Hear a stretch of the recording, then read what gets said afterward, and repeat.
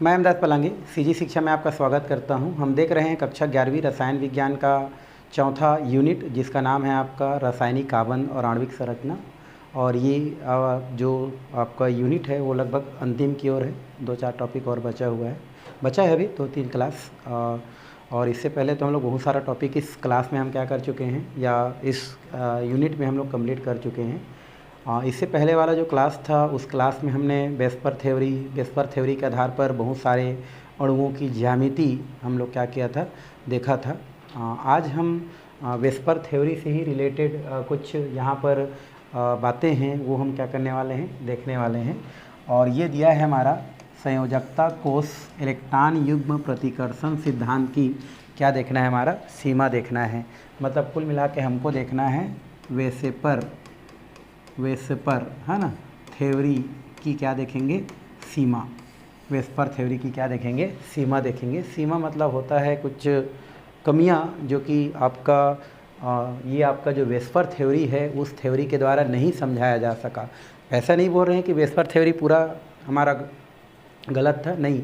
VSEPR theory बहुत क्या था, अच्छा था। वो बहुत सारी चीज़ों को, बहुत सारे अणुओं की ज्यामिति को है ना वो समझाने का प्रयास किया, लेकिन उसके बावजूद उसमें कुछ ऐसे बातें जो उनको उसमें या उस थ्योरी के अंदर बताना चाहिए था, जो शायद वो नहीं बता पाया। जिसको हम क्या करते हैं, जो भी हमारा संयोजकता जो कोष इलेक्ट्रॉन युग्म प्रतिकर्षण सिद्धांत है उसके सीमा की ओर क्या करते हैं, पढ़ते हैं या सीमा में पढ़ते हैं। तो कुछ सीमाएं, कुछ बातें जो कि वेस्पर थ्योरी के द्वारा नहीं क्लियर किया गया, नहीं व्याख्या किया गया, वो हम क्या करते हैं, पढ़ते हैं। जिसमें पहला बात ये है कि जो आणविक ज्यामिति होता है उस आणविक ज्यामिति पर इलेक्ट्रॉन जो युग्म होता है उनका जो प्रतिकर्षण की व्याख्या इसके द्वारा नहीं समझाया जा सका है ना। जैसे मैं यहाँ पर लिख देता हूँ आणविक यौगिक पर, आणविक यौगिक पर इलेक्ट्रॉन युग्म है ना, आणविक यौगिक पर इलेक्ट्रॉन युग्म प्रतिकर्षण के बारे में व्याख्या नहीं किया गया है, व्याख्या नहीं किया गया है। तो ये पहला बात है कि अगर कोई यौगिक है, क्या है हमारा, कोई यौगिक है, ये आणविक यौगिक है, और उस आणविक यौगिक में क्या है हमारा, इलेक्ट्रॉन युग्म है, तो उस इलेक्ट्रॉन युग्म में प्रतिकर्षण किस प्रकार से होता है, किसके कारण होता है। ठीक है, हम लोग जानते हैं यहाँ पर एलपी में क्या होता है, सबसे ज़्यादा प्रतिकर्षण होता है, या हम लोग क्या बोलते हैं एलपी और बीपी में क्या होता है हमारा थोड़ा कम प्रतिकर्षण होता है, और बीपी में सबसे क्या होता है, कम प्रतिकर्षण होता है। ठीक है ना। या कोई यौगिक है हमारा, जैसे अमोनिया की ही बात करें तो अमोनिया में क्या होता है हमारा, एक हमारा लोन पैरा प्रोटेक्टान, 2 लोन पैरा प्रोटेक्टान और 2 हाइड्रोजन होता है। किसमें भाई, हमारा अमोनिया में है ना। अमोनिया का तो स्ट्रक्चर आप क्या कर चुके हैं, पढ़ चुके हैं। तो ये हो गया 1 लोन पेयर, ये हो गया 2 लोन पेयर, 1 हाइड्रोजन और 1 हाइड्रोजन। तो यहाँ पर 2 लोन पेयर इलेक्ट्रॉन हैं, तो इनमें प्रतिकर्षण होता है, लेकिन उनमें प्रतिकर्षण क्यों होता है उसके बारे में फ़िलहाल जो है आपका ये जो वेस्पर थ्योरी है उसके द्वारा कुछ बताया नहीं गया है, उसके बारे में कोई जानकारी नहीं दिया गया है। ये इसके पहले किसके अंतर्गत आता है, सीमा के अंतर्गत आता है, जिसको मैं यहाँ पर लिख दिया हूँ कि आणविक यौगिक पर इलेक्ट्रॉन युग्म प्रतिकर्षण है ना जो होता है उसके बारे में फ़िलहाल कोई जानकारी नहीं दिया गया है। ये इसका पहला क्या है, हमारा सीमा है। बताना चाहिए था, रीजन बताना चाहिए कि एलपी में क्यों ज़्यादा प्रतिकर्षण होता है, या एलपी में क्यों थोड़ा सा उससे कम प्रतिकर्षण होता है। तो प्रतिकर्षण के कारण के बारे में वेस्पर थ्योरी के द्वारा नहीं बताया गया है, जो कि हमारा क्या होता है, हमारा उनके सीमा के अंतर्गत रखा जाता है। दूसरा, इसमें हम लोग बोल सकते हैं कि इसमें अत्यधिक जो ध्रुवीय यौगिक हैं या अत्यधिक जो ध्रुवीय अणु हैं उनकी ज्यामिति के बारे में कोई व्याख्या नहीं किया गया है। तो लिख सकते हैं इसमें है ना, या इस सिद्धांत में, यहाँ पर इसको मैं लिख देता हूँ, इस सिद्धांत में अत्यधिक ध्रुवीय अणु या अणुओं की ज्यामिति की व्याख्या नहीं किया गया है। व्याख्या नहीं किया गया है, नहीं किया गया है। तो यहाँ पर क्या बोल रहा है, इस सिद्धांत द्वारा अत्याधिक जो क्या होता है, ध्रुवीय अणु होता है, उनकी ज्यामिति की व्याख्या नहीं किया गया है, उनकी ज्यामिति की व्याख्या नहीं किया गया है। जैसे यहाँ पर अगर हम उदाहरण की बात करें, किसकी बात करें भाई, जैसे की बात करें, जैसे यहाँ पर दिया है लिथियम ऑक्साइड दिया गया है। लिथियम ऑक्साइड की जो क्या होती है हमारी, अगर हम बात करें स्थिति, वो क्या होती है, H2 जैसी होती है। लिथियम ऑक्साइड किसके समान होती है भाई, लिथियम ऑक्साइड जो होती है वो H2O के समान होती है, समान होती है। देख रहे हैं हमारा एक ही परिवार के तो नहीं है, बट हम देख रहे हैं तो उसी टाइप का दिख रहा है। तो लिथियम ऑक्साइड जो होता है वो भी हमारा ध्रुवीय है, H2O भी ध्रुवीय है। तो लिथियम ऑक्साइड H2 के समान होती है, अतः दोनों की संरचना क्या होनी चाहिए हमारी, बराबर होना चाहिए। लेकिन यहाँ पर हम बात करें अगर, तो यहाँ पर क्या होता है, जो आपका लिथियम ऑक्साइड होता है ये आपकी कैसी प्रकृति की होती है, रेखीय प्रकृति की होती है। और अगर मैं बात करूं H2O का, तो ये हमारी क्या होती है, भी आकृति को क्या करती है, प्रदर्शित करती है। तो इसके बारे में फ़िलहाल जो आपकी वेस्पर थ्योरी है, इस वेस्पर थ्योरी के द्वारा कोई जानकारी नहीं दी गई है भाई, ठीक है। तो ये हमारा दो बात हो गया, कौन कौन सा, पहला आणविक यौगिक है ना, कोई भी आणविक यौगिक है या आणविक ज्यामिति बोल सकते हैं, आणविक ज्यामिति भी लिख सकते हैं इसी को, यौगिक नहीं लिखेंगे तो क्या लिख सकते हैं, यहाँ पर ज्यामिति लिख सकते हैं भाई। तो आणविक, यहाँ पर क्या लिख सकते हैं, आणविक ज्यामिति पर या किसी भी यौगिक की संरचना पर जो इलेक्ट्रॉन युग्म होता है उसके प्रतिकर्षण के बारे में कोई व्याख्या नहीं किया गया है। दूसरा, इस सिद्धांत के द्वारा अत्यधिक ध्रुवीय अणु की ज्यामिति की व्याख्या नहीं किया गया है। जैसे हमारा लिथियम ऑक्साइड जो कि पानी के समान होता है, तो दोनों की संरचना समान होना चाहिए। लेकिन यहाँ पर क्या होता है हमारा Li2O का रेखीय होता है, जबकि हमारा पानी का भी होता है। तो उस स्थिति में इसकी ज्यामिति के बारे में फ़िलहाल कोई जानकारी नहीं बताया गया है। ये हमारा दो बातें हो गया। तीसरा बात ये होता है कि इस सिद्धांत के द्वारा उन अणुओं की ज्यामिति की व्याख्या नहीं किया गया है जिसमें विस्थानीकृत पाई इलेक्ट्रॉन पाया जाता है। तो इसको भी हम क्या कर सकते हैं, लिख सकते हैं कि इस सिद्धांत द्वारा उन अणुओं की ज्यामिति की व्याख्या नहीं किया गया है,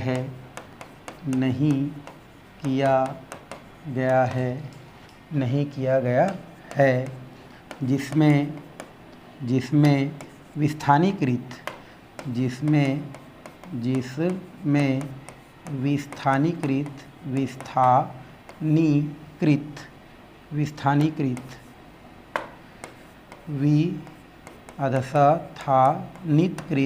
विस्थानीकृत है ना, पाई इलेक्ट्रॉन पाया जाता है, पाई इलेक्ट्रॉन होता है। तो इसके बारे में कोई जानकारी नहीं दिया है। जैसे हम लोग बात कर सकते हैं C2H2, इसमें क्या होता है, पाई इलेक्ट्रॉन होता है भाई। इसके बारे में तो हम लोग पढ़े ही नहीं हैं। C2H2 क्या होता है, इसमें C में क्या होता है, डबल बॉन्ड C, और ये हमारा अगर H4 कर दूं तो ये हो जाता है H और ये H होता है। तो इसके बारे में तो फिलहाल हम लोग वेस्पर थ्योरी में ऐसा कोई जानकारी ही नहीं पढ़े। संकरण में पढ़े हैं, बट वेस्पर थ्योरी में इसके बारे में कोई नहीं पढ़े हैं। तो ये हमारा क्या होता है, इसके कमी को दर्शाता है कि इस सिद्धांत द्वारा उन अणुओं की ज्यामिति की व्याख्या नहीं की गई है जिसमें पाई इलेक्ट्रॉन क्या होती है, पाई जाती है। तो ये इसमें क्या होता है, एक पाई इलेक्ट्रॉन होता है और एक सिग्मा इलेक्ट्रॉन होता है। तो ऐसे अणुओं की व्याख्या इनके द्वारा नहीं की गई है, ठीक है। ये तो हो गया हमारा कौन सा, हमारा ये 3 पॉइंट। चौथा पॉइंट की अगर हम बात करें तो इनके द्वारा जो क्या होता है, अक्रिय इलेक्ट्रॉन युग्म रखने वाले जो भी क्या होती हैं, अणु होती हैं या जो तत्व होती हैं, वह उनके ज्यामिति की व्याख्या नहीं की गई हैं। तो लिख सकते हैं यहाँ पर अक्रिय इलेक्ट्रॉन युग्म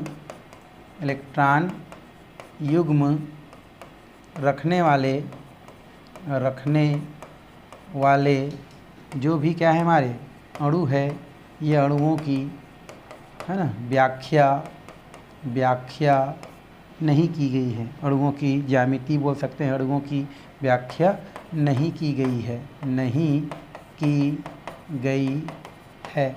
तो इस तरीक़ा से हम लिख सकते हैं। तो अक्रिय इलेक्ट्रॉन युग्म में रखने वाले जो भी क्या है हमारे अणु हैं, उन अणुओं की व्याख्या इनके द्वारा नहीं की गई है, या उनके ज्यामिति के बारे में कोई व्याख्या नहीं की गई है, जो कि हमारे क्या होती है, संयोजकता कोष इलेक्ट्रॉन युग्म प्रतिकर्षण जो सिद्धांत है उसके सीमा के अंतर्गत क्या की जाती है, रखी जाती है। और जो भी संक्रमण धातु होती हैं, उस संक्रमण धातु की संभावित संरचना के बारे में भी कोई जानकारी नहीं दी गई है। तो 5वां नंबर लिख सकते हैं। 5वां नंबर ये लिख सकते हैं कि इस थ्योरी द्वारा, इस सिद्धांत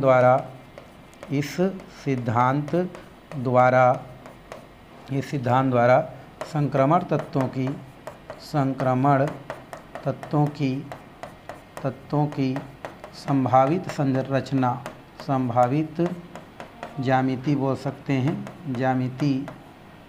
ज्यामितीय के बारे में कोई जानकारी नहीं दी गई है, जानकारी नहीं दी गई है। तो ये लगभग 4-5 क्या है हमारा पॉइंट हैं, जिन पॉइंटों को हम क्या कर सकते हैं, आपका वेस्पर थ्योरी के सीमा के अंतर्गत क्या कर सकते हैं, रख सकते हैं भाई। चलिए अब हम थोड़ा सा क्या करते हैं, वेस्पर थ्योरी के आधार पर कुछ यौगिकों की क्या देखते हैं हम लोग, संरचना देखते हैं। क्या देखते हैं, संरचना देखते हैं। तो यहाँ पर आप लिख सकते हैं, आपका ये हमारा क्वेश्चन दिया है, हमारा क्या क्वेश्चन दिया है भाई, यहाँ पर एक क्वेश्चन आपको इस प्रकार से पूछ सकता है। मान लो एक क्वेश्चन दिया है, वेस्पर थ्योरी के आधार पर, वेस्पर है ना, थ्योरी के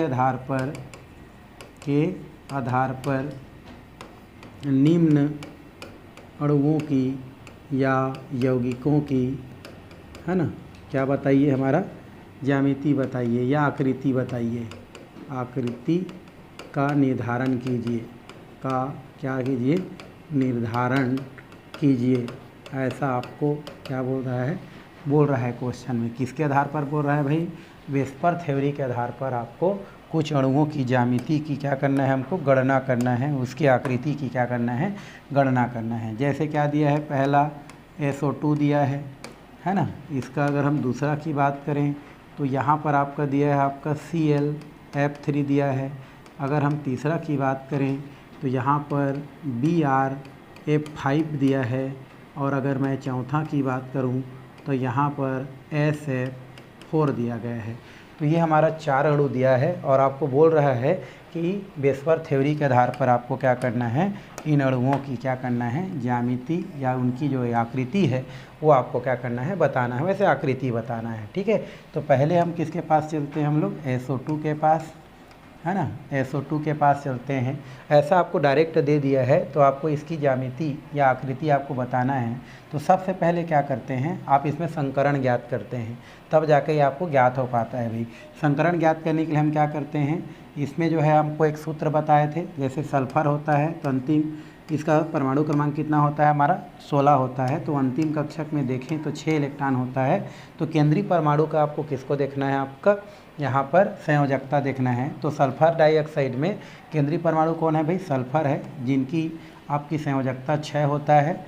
अब उसके साथ जुड़ा हुआ जो भी क्या होता है, हमारा यौगिक होता है ना, कितना जुड़ा है हमारा, सिंगल बांड से अगर हम बात करें तो सिंगल बांड से आपको बताया था, उधर सिंगल बांड से जुड़ा होगा, उसी को आपको याद रखना है। क्यों, क्योंकि इसी को मैं कैसे लिख सकता हूँ, ये हो जाता है S, डबल बांड कितना हो जाता है O, डबल बांड कितना हो जाता है O, और यहाँ पर क्या हो जाता है, क्योंकि अंतिम में 6 होता है, 4 शेयरिंग कर चुका है, एक क्या होता है हमारा, ये लोन प्यारा इलेक्ट्रॉन क्या होता है, पाया जाता है। तो उस स्थिति में हम देख रहे हैं इसमें डबल बांड वाला है, तो डबल बांड वाला को हम लोग नहीं देखना है, हमको किसको देखना है, सिंगल बांड वाला को। तो सल्फर के अंतिम कक्षक में कितना होता है, 6 इलेक्ट्रॉन, कितना इलेक्ट्रॉन होता है, 6 इलेक्ट्रॉन होता है। उसके बाद हमने क्या करते हैं, इसमें अगर हम देखते हैं तो यहाँ पर क्या हो जाता है 0 है, फिर हमारा क्या है हमारा 0, इधर सब क्या है हमारा 0 है। तो उस स्थिति में हमारा केवल कितना बचता है हमारा, यहाँ पर केवल कितना बचता है हमारा 6 बचता है, और 6 बचता है, और 6 को अगर हम क्या कर देते हैं यहाँ से अगर 2 से क्या कर देते हैं भाग दे देते हैं, तो उस स्थिति में 2 से भाग देते हैं तो कितना आ जाता है हमारा, ये आ जाता है आपका sp2 संकरण को क्या करता है प्रदर्शित करता है। क्यों? क्योंकि हमारा जो मान होता है, या तो इसको आप दूसरा तरीका से भी क्या कर सकते हैं ज्ञात कर सकते हैं। कौन सा? आपको यहाँ पर देखना है कितना लोन प्यारा इलेक्ट्रॉन है और कितना सिग्मा बंध है। तो जैसे यहाँ पर क्या करते हैं लोन प्यारा इलेक्ट्रॉन 1 है, सिग्मा बंध की बात करें तो इसमें कितना है हमारा टोटल 2 सिग्मा बंध है। पाई बंध को काउंट नहीं करते हैं, तो सिग्मा बंधों की संख्या कितना है भाई हमारा 2 सिग्मा बंध है, और एक लोन पेयर आप क्या है इलेक्ट्रॉन है। तो उस स्थिति में दोनों को जोड़ते हैं, कितना आ रहा है हमारा 3 आ रहा है। तो 3 संकरण किस में फिट होता है हमारा sp में फिट होता है। मतलब यहाँ पर क्या होता है sp ये हमारा क्या होता है SO2 होता है, उसमें संकरण कैसा होता है आपका sp2 संकरण होता है। और इनकी ज्यामिति नियमता क्या होना चाहिए हमारा त्रिकोणी होना चाहिए। इस प्रकार से देखा जाए तो ये कैसा होना चाहिए भाई हमारा त्रिकोणी होना चाहिए। बट इनकी जो आकृति होता है वो आपका बेंड आकृति को क्या करता है शो करता है, या इसी को हम लोग क्या बोलते हैं मूड़ी आकृति को क्या करते हैं प्रदर्शित करते हैं। तो इस प्रकार से इसकी आकृति को यहाँ से हम क्या कर सकते हैं बता सकते हैं। तो ये तो हो गया हमारा सल्फर डाइऑक्साइड का, इसका हो गया भाई सल्फर डाइऑक्साइड। अगर हम बात करते हैं Cl और किसकी बात करते हैं F3 का, ClF3 में बात करें तो यहाँ पर केंद्रीय परमाणु क्या होता है क्लोरीन होता है। और ये जो हमारा क्लोरीन होता है इसकी अगर हम बात करें तो क्लोरीन से आपका 3 हमारा क्या होता है हमारा इस प्रकार से देखा जाए तो इस प्रकार से क्या जुड़ा है हमारा 3 ठो हमारा क्या दिया रहा है, ये हमारा फ्लोरीन क्या हुआ है जुड़ा हुआ है। अगर हम फ्लोरीन की बात करें तो यहाँ पर आप देख रहे हैं इसको संकरण निकालने के लिए क्या करते हैं भाई, संकरण निकालने के लिए हम पहला जो तरीका है उस तरीका को इस्तेमाल करते हैं। क्लोरीन का परमाणु क्रमांक कितना होता है हमारा 17 होता है, तो 2 8 और कितना रखते हैं 7 रखते हैं, तो संयोजकता इसका कितना होता है 3। इससे सिंगल बॉन्ड वाला कितना फ्लोरीन जुड़ा है हमारा 3, डिवाइडेड बाई कितना कर देते हैं हम लोग 2। उस स्थिति में इसका जो मान आता है 7 3 10 हो जाता है, और ये हमारा कितना हो जाता है 2 हो जाता है। काट देते हैं तो बराबर कितना आ जाता है 5 आ जाता है, और 5 आता है मतलब यहाँ पर संकरण क्या होता है आपका sp3d संकरण को क्या करता है प्रदर्शित करता है। अब एक जो है sp3 संकरण को प्रदर्शित करता है, तो उस स्थिति में इसकी अगर हम ज्यामिति देखें या इसकी आकृति देखें तो कैसा बनेगा भाई, ये हो जाता है Cl, ये कैसा हो जाता है हमारा Cl हो जाता है, Cl हो जाता है। तो उस स्थिति में संकरण कितना हो रहा है हमारा, ये संकरण हो रहा है आपका ये इस प्रकार से। इधर मैं अगर क्या कर देता हूँ एक एप कर देता हूँ, इधर मैं आपका एक एप कर देता हूँ, और अगर यहाँ पर मैं क्या कर देता हूँ एक एप कर देता हूँ, तो उस स्थिति में यहाँ पर कितना हो जाता है आपका 2 ठो क्या हो जाता है आपका लोन प्यारा इलेक्ट्रॉन क्या हो जाता है बच जाता है। उस स्थिति में अगर हम देखें तो यहाँ पर त्रिकोणीय द्विपिरामिड बनना चाहिए, बट ये आपका कुछ ऐसा क्या हो रहा है दिख रहा है। और अगर इसको मैं मोड़ देता हूँ तो ये टी आकृति को क्या करता है प्रदर्शित करता है। किसको शो करता है भाई, टी आकृति को यहाँ से क्या करता है प्रदर्शित करता है। तो यहाँ से आप क्या कर सकते हैं टी आकृति क्या कर सकते हैं बता सकते हैं, बताया जा सकता है। तो ये हमारा ये ClF3 का हम क्या कर सकते हैं बता सकते हैं। ठीक है, चलिए आगे हम क्या करते हैं BF5 की संरचना देखते हैं। ये हो जाता है हमारा BrF5, इसमें क्या होता है इनकी संयोजकता 7 होता है, और ये हमारा 5 उससे साथ जुड़ा है, तो 7 5 कितना हो जाता है 12, 12 को 2 से भाग देंगे तो कितना आ जाता है हमारा 6। तो इसमें संकरण कैसा होता है आपका sp3d है ना, कितना हो गया हमारा 6। तो ये कितना हो गया हमारा, अगर बात करें तो sp3 और यहाँ पर संकरण क्या आ जाता है आपका 2, तो 4 2 कितना हो गया 6, क्योंकि 7 5 12, 12 को 2 से क्या करेंगे भाग देंगे तो 6, तो sp3d2 संकरण आता है। अब यहाँ पर इसकी संरचना बनाएं तो ये हमारा क्या हो जाता है Br हो जाता है, इस तरफ F हो जाता है, इस तरफ F हो जाता है, इस तरफ भी F हो जाता है, और इस तरफ भी F हो जाता है, और एक F क्या होता है ऊपर पाया जाता है, और एक यहाँ पर लोन प्यारा इलेक्ट्रॉन क्या हो जाता है आपका बच जाता है। तो उस स्थिति में अगर हम देखें, उस स्थिति में क्या करें हम लोग देखें तो इनकी जो संरचना होता है वो हमारा एक तो वर्ग बन रहा है हमारा इस प्रकार से, तो ये हो जाता है वर्ग, और एक पिरामिड बन सकता है, तो इसको पिरामिडी आकार को क्या करते हैं, दर्शाते हैं। तो इनकी जो संरचना होती है, ये संरचना कैसी होती है भाई, वर्ग पिरामिडी होती है। वर्ग कैसी होती है, पिरामिडी होती है। तो इस तरीक़ा से BF5 की क्या की जा सकती है, संरचना बताई जा सकती है, प्रदर्शित की जा सकती है। ठीक है, तो ये हमारा हो गया इसकी स्ट्रक्चर। ठीक है, थोड़ा सा इसको हम लोग और देखते हैं। ये थोड़ा सा आपका इसके आधार पर हम देखेंगे तो वो लग रहा है, तो हम डायरेक्ट किसके आधार पर देखते हैं भाई। अगर इसके आधार पर देखें तो यहाँ पर क्या हो गया हमारा BR, और ये कितना हो जाता है आपका F5।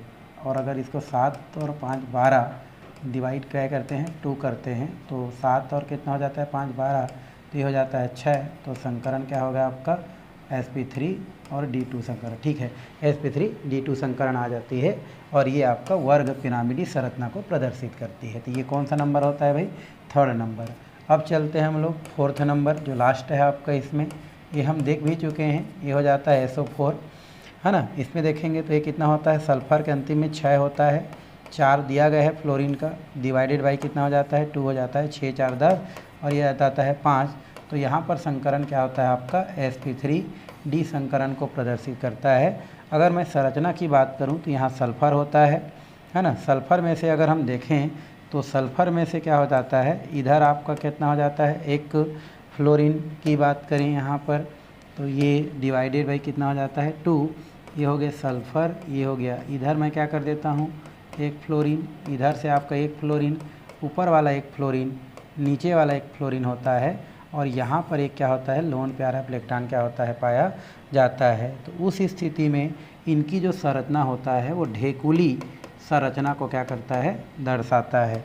कौन सा संरचना भाई, ढेकुली संरचना बताता है, ढेकुली संरचना को क्या करता है, प्रदर्शित करता है। तो इस तरीक़ा से इन चारों हमारा जो क्या दिया है, यौगिक दिया गया है, अणु दिया है, उनकी ज्यामिति को, उनकी आकृति को यहाँ पर क्या किया जा सकता है, इस प्रकार से दर्शाया जा सकता है।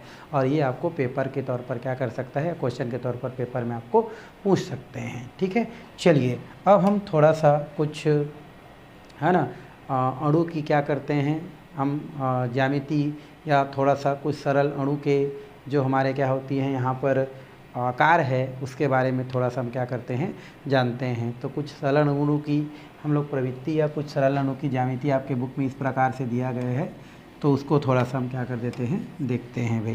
तो यहाँ पर क्या लिख दिया मैं, कुछ सरल अणु है ना की प्रवृत्ति हम लोग देखने वाले हैं। कुछ सरल अणु की जानकारी यहाँ पर देखने वाले हैं, जो कि अधिव्यापन के बेस पर क्या है, आधारित है। जिसमें पहला हमारा दिया है HF, क्या दिया है हमारा HF। वैसे इसके बारे में हम पहले, इससे पहले हम क्या कर चुके हैं, पढ़ चुके हैं। तो पहला क्या दिया है हमारा भाई, HF अणु, क्या दिया है हमारा HF अणु। इसको हाइड्रोजन फ्लोराइड कहते हैं। और यहाँ पर हम अधिव्यापन देखें तो यहाँ पर sp अधिव्यापन क्या होता है हमारा, पाया जाता है। यहाँ पर sp अधिव्यापन क्या होता है, पाया जाता है। इसमें क्या होता है आपको पता है, हमारा हाइड्रोजन का और फ्लोरीन की अगर हम बात करें तो यहाँ पर जो फ्लोरीन होता है, इस फ्लोरीन का परमाणु क्रमांक 9 होता है। तो इलेक्ट्रॉनिक विन्यास 1s2 2s2 2p कितना होता है, 5 होता है। और अगर इसी का मैं अगर क्या बना दूँ, इस प्रकार से अगर उसको कक्षा में भर दूँ तो ये आपको कैसे दिखता है, 1 2 3 4 और ये होता है 5 आपको क्या करता है, प्रदर्शित करता है। ये ऊपर वाला कौन सा होता है, 2s, ये कौन होता है हमारा 2p। और नीचे हम लोग उसको क्या करते हैं भाई, इसको हम लोग लिखते हैं, किस में लिखते हैं इसको, ये लिखते हैं 2px 2py और 2p क्या लिखते हैं, z लिखते हैं। ये किसका हो गया हमारा, फ्लोरीन का। अब यहाँ पर क्या होता है, हाइड्रोजन परमाणु क्रमांक कितना होता है हमारा, 1 होता है, तो 1s1 होता है। उस स्थिति में इसका अगर हम सामान्य अवस्था में देखें तो एक ही है हमारा, और एक में कितना इलेक्ट्रॉन है, 1 इलेक्ट्रॉन इसमें क्या होता है, पाया जाता है। तो ये हमारा क्या है, हमारा 1 इलेक्ट्रॉन इसमें है, ये 1s का है। और यहाँ पर 2pz होता है, कौन होता है हमारा, 2pz होता है। ये दोनों में क्या होता है, एका का युग्मित इलेक्ट्रॉन पाया जाता है। इस प्रकार से ये दोनों आपस में क्या कर लेता है, अतिव्यापन कर लेता है। और अतिव्यापन करने के पश्चात क्या करता है, आपका HF का क्या करता है, निर्माण करता है। और यहाँ पर बनने वाला बंध कैसा होता है हमारा, सिग्मा बंध को क्या करता है, प्रदर्शित करता है। और अगर इसको हम दर्शाएं तो ये हमारा क्या होता है, एस की आकृति होता है। और अगर हम बात करें पी का, तो पी की आकृति कैसा होता है, हमारा डमलाकार होता है। तो यहाँ पर जो भी बंध बनता है वो बंध कैसा होता है, हमारा सिग्मा बंध होता है। तो इसको HF के अणु का बनना इस प्रकार से क्या किया जा सकता है, दर्शाया जा सकता है। ये आप पहले भी पढ़ चुके हैं। HF क्या होता है, हमारा sp अधिव्यापन में होता है। और sp अधिव्यापन क्या होता है, जिसमें एक s कक्षक और एक p कक्षक क्या करता है, अपने जो विपरीत चक्रण वाले जो युग्मित इलेक्ट्रॉन होता है उसको क्या करता है, आपका आपस में मिला करके sp अधिव्यापन का निर्माण करता है। तो ये हम देख चुके हैं, थोड़ा सा और आगे है तो इसलिए हम लोग थोड़ा सा क्या कर रहे हैं, इसको देख रहे हैं। चलिए, तो पहला वाला भाग हमारा क्या हो गया, ख़त्म हो गया। अब हम दूसरा थोड़ा सा चलते हैं, वो चलते हैं F2 अणु, है ना। तो F2 अणु की थोड़ा सा हम लोग बात करें तो F2 अणु की देखें तो इसमें क्या होता है, हमारा PP हमारा क्या होता है, हमारा पार्श्ववर्ती अधिव्यापन बोलेंगे तो पार्श्ववर्ती, अक्षीय अधिव्यापन बोलेंगे तो अक्षीय अधिव्यापन। मान लो हम लोग इसमें क्या देखते हैं, अक्षीय अधिव्यापन देखते हैं, है ना, क्या देखते हैं, अक्षीय अधिव्यापन। तो उस स्थिति में क्या होता है, एक फ्लोरीन जिसका परमाणु क्रमांक 9 होता है तो 1s2 2s2 और 2p कितना होता है भाई, 5 होता है। तो ये हो गया। तो इस स्थिति में हम क्या कर सकते हैं, इसको पूरा अगर इलेक्ट्रॉनिक विन्यास लिख दें तो 1s2 2s2 और 2p कितना होता है, हमारा 5 होता है। तो ये इस स्थिति में इसमें 2 इलेक्ट्रॉन और इसमें कितना है, हमारा 5 इलेक्ट्रॉन। तो 1 2 3 4 और ये कितना है, हमारा 5 इलेक्ट्रॉन। तो यहाँ पर क्या हो जाता है आपका, ये हो जाता है 2s, ये हो जाता है 2p, इसको बोलते हैं 2px, इसको बोलते हैं 2py और इसको बोलते हैं 2pz। अभी 2pz क्या है, बिल्कुल खाली है। एक और हम फ्लोरीन की अगर बात कर दें तो यहाँ पर एक और क्या होता है, हमारा एक फ्लोरीन होता है, परमाणु क्रमांक 9 होता है, इसका भी इलेक्ट्रॉनिक विन्यास वैसे ही होगा।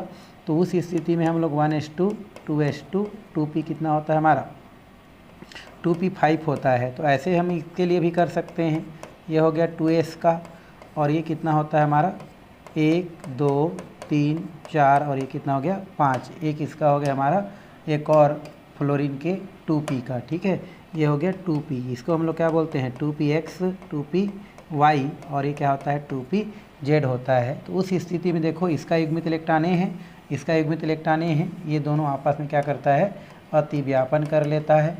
ये दोनों क्या करता है भाई, अतिव्यापन करता है। यदि इन दोनों का अधिव्यापन अक्षीय अधिव्यापन होता है तो बनने वाला सिग्मा होता है, और अगर पार्श्ववर्ती अधिव्यापन होता है तो बनने वाला बंध कैसा होता है, हमारा पाई बंध होता है। कैसे, अक्षीय अधिव्यापन को कैसे दिखाते हैं, अक्षीय जो अधिव्यापन होता है उसको हम लोग क्या करते हैं, इस प्रकार से क्या करते हैं, इसको शो करते हैं, ठीक है। इसको हम लोग कौन सा बोलते हैं भाई, अक्षीय अधिव्यापन। क्या बोलते हैं इसको, अक्षीय अतिव्यापन कहते हैं। इसको क्या बोलते हैं, अक्षीय अधिव्यापन। और यहाँ पर जो भी बंध बनता है वो कौन सा बंध बनता है, हमारा सिग्मा बंध बनता है। यही चीज़ को अगर मैं क्या करता हूँ, पार्श्ववर्ती अधिव्यापन करूँ इस प्रकार से, ये हमारा क्या होता है, पार्श्ववर्ती अधिव्यापन होता है। किसके किसके मध्य, एफ के मध्य। तो यहाँ जो बनने वाला बंध क्या होता है, हमारा पाई बंध होता है।